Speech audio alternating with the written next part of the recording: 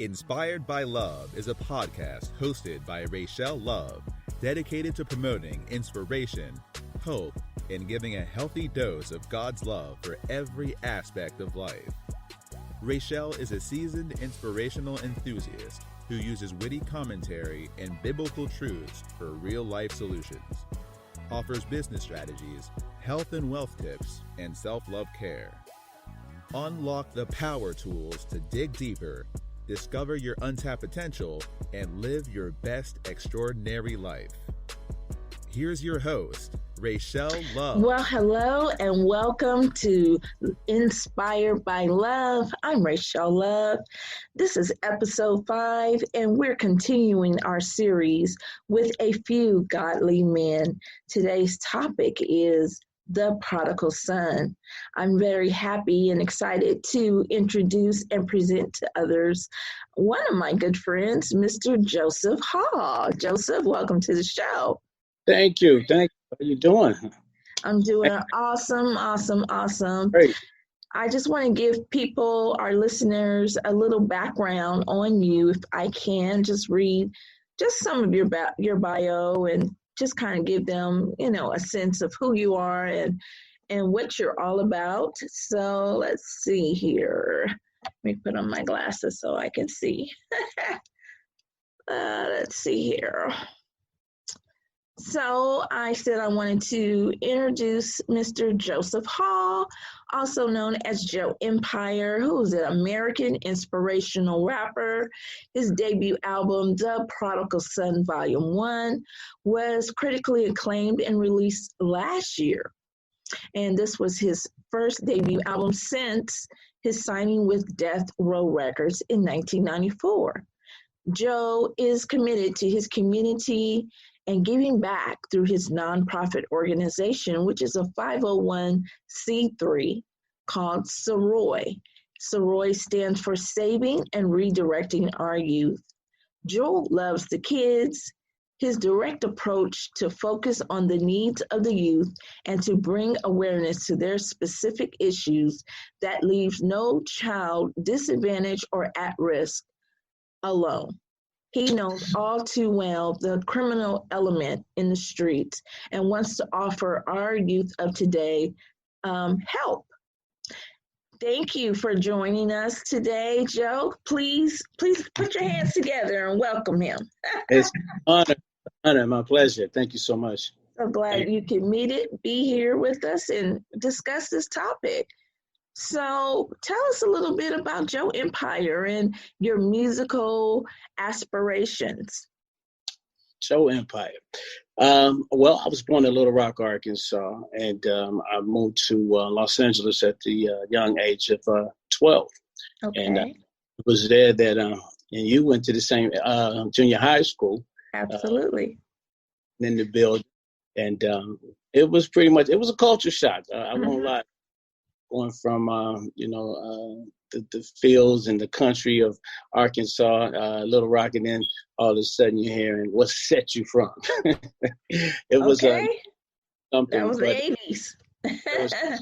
But, that was, the 80s, and it was, we had a hip-hop scene, and, long until I, wanted to, get my feet wet. I jumped in with both feet, and, the junior high school and high school with Bobby Irvin, and Kevin Gilliam, Battle Cat, Yes.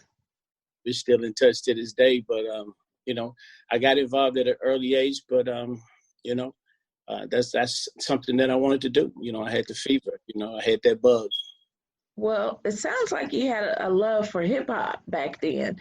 So, I think that's a God-given gift that God actually started using you in the musical career. So tell us what happened. How did you go from Death Row to the kingdom of God? Well, I mean, just life in general. You get tired of getting, lumps on top of your head and getting pulled into the system, and, it's like a drain, you don't want to get washed down this drain. So you find a way, and you just, you get wisdom along the way, and you figure out what's best for you, what's best for you. And it's pretty much common sense to really tell the truth. Well, that sounds awesome. How do you feel that you are helping today's youth? I mean, you have a voice and your message is very clear as far as how God saved you and how he's using you. You talk about it in your music. So how can they connect with you? What is it that you use to kind of woo them in? Well, I mean, I just, it's just a blessing. My sister, for one, we started the daycare, Bright Beginning Child Care Center here in North Little Rock, Arkansas, where I'm currently at. And originally, it was for the money, for me. But then, I fell in love with these kids. I saw a lot of these kids, disadvantaged kids, and I saw them headed down pretty much the same road that I had been down. And and God, it's just something God put on my heart that I wanted to make a difference. And I was in a position, to make a difference in their life, And that's awesome. I mean, that's a huge thing. And I know I've witnessed you last year. You did something with your nonprofit, the Soroi, and giving back to the kids. So I know 2020 has come in with a bang, and this has really changed a lot of people's lives. So really, how are you dealing? How are you handling everything? It's a process, it's a process. And I thank God that we were fortunate, and it's not over, going through this, but, it's rough for a lot of people. And so we just got to stay prayed up, and we just got to be smart and do our due diligence and handle our business, Well, see, that's the key right there, is being prayed up. And I guess I would just ask a question as far as to other men that may consider themselves a prodigal son. You mentioned the title of your latest album, which was called Prodigal Son Volume 1. So is there a Volume 2 that's coming out? It is. It's in the work now as we speak. And I think you're going to love it. But all right. Yeah, it's definitely in the works. And do you have any other new projects, new music coming out? I do. I have a lot of music because I'm recording all the time. I mean, that's my first love. So I record, and also I'm doing a song with Kedrick Johnson, and he was one of the members in my group Rhythm and Knowledge when we were on Death Row back in 1984. So okay. We got some stuff. I'm actually going in the studio tomorrow. Yeah. Wow. Well, I can't wait. Because the music is definitely dope. It's definitely a current and timely sound. And I think it really speaks to the men, Black men in America right now. As you know, we had the George Floyd incident that has just brought out protesting in every major city. I mean, really in the world. The world has taken a pause to join in this fight. So what do you see in the South right now? What's going on, and how are the attitudes? I'm sorry, I didn't mean to cut you off. That's okay. They're protesting as well. I mean, everyone's fed up. I mean, it's overdue. It's long overdue. And I understand everyone's crying out, and different people have different ways they grieve. But, at the same time, I want to say this. It's great to protest, but, what do we do now? We got to move now. And we got to, implement some things and put them in place because, throughout history, we cry, we march, and then how soon we forget, Yes. But, we got to hit them where it hurts, what I'm saying? They only understand one thing, and money. And that's money. The bag. Over here for greed, Yes, greed. Root of all evil. True enough, we all need it, but the love of money. The love of money.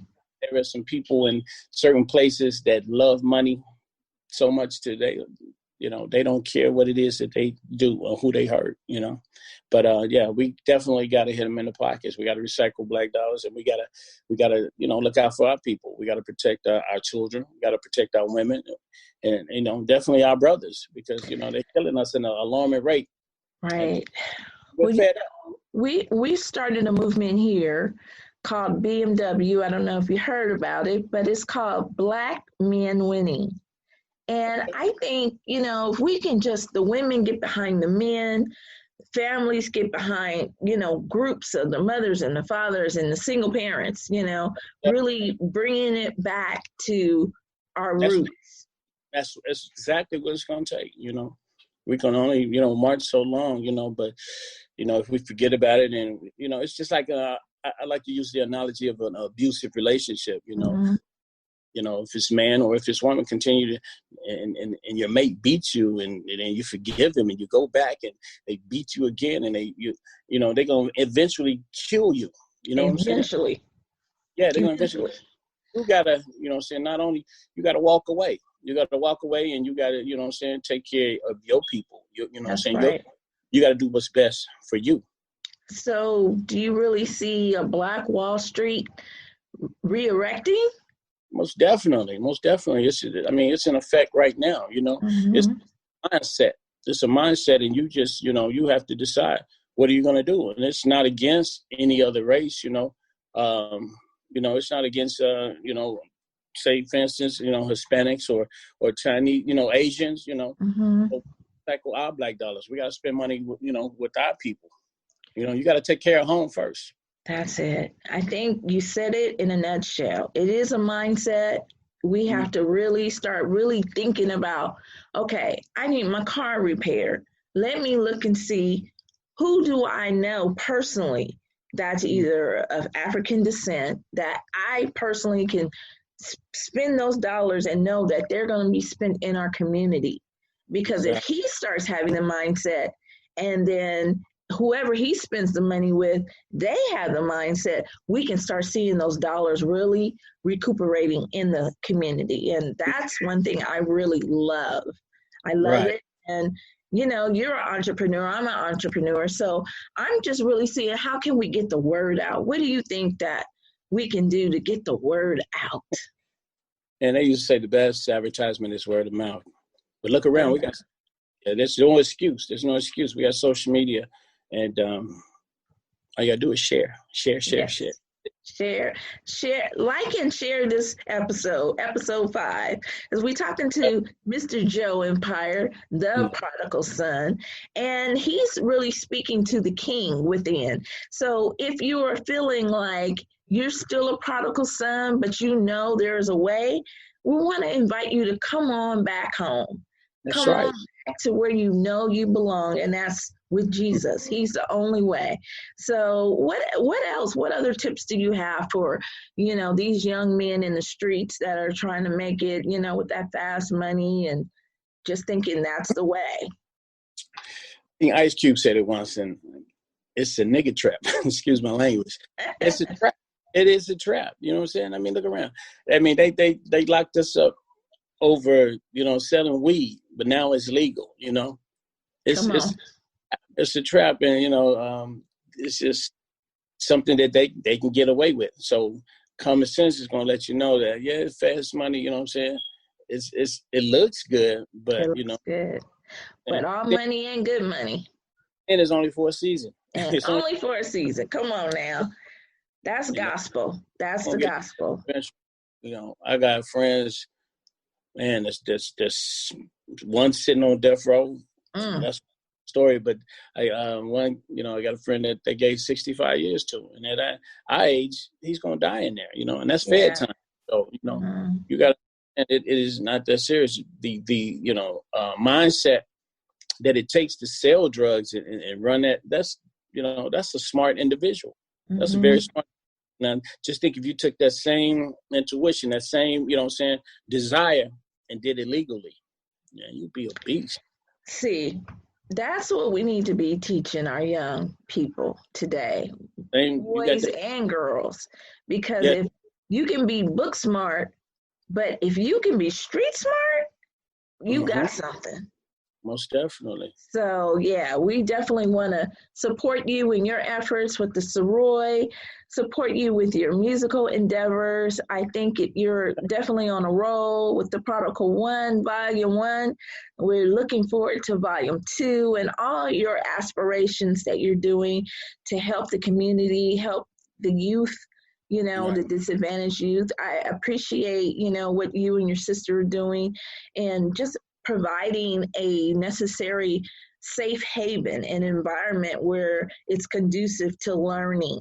And then you are taking, on a personal note, helping the young men and the young boys, they look up to you, Mr. Joe, I've heard them call you that. So I'm like, yeah, those are my kids. Those are your kids. And Joe loves the kids. So that's awesome. Well, what few tips would you leave us with that, we can grow from? Just stay focused and believe in whatever desires you have, and the sky's the limit. You can do anything that you want to do. All you got to do is speak it into existence and just believe. I mean, faith without works is dead. So it's going to take some work. And just do your thing. Do your thing. And move forward. Move forward. I love it. We got to stay focused and we got to move forward. I love it. Well, Joe, I appreciate you coming on the show today to give us a little inspiration, to tell us about the prodigal son, that you don't always have to remain prodigal. You can come back into the fold. God is standing there with open arms and saying, come on back, son. I love you like you never left.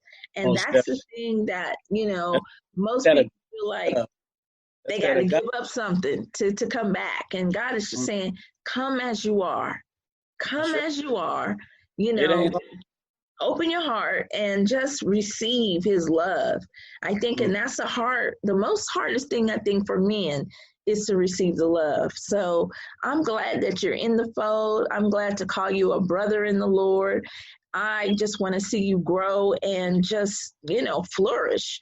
The sky is the limit. So don't stop. Don't stop until you get there, and help someone else come on up too.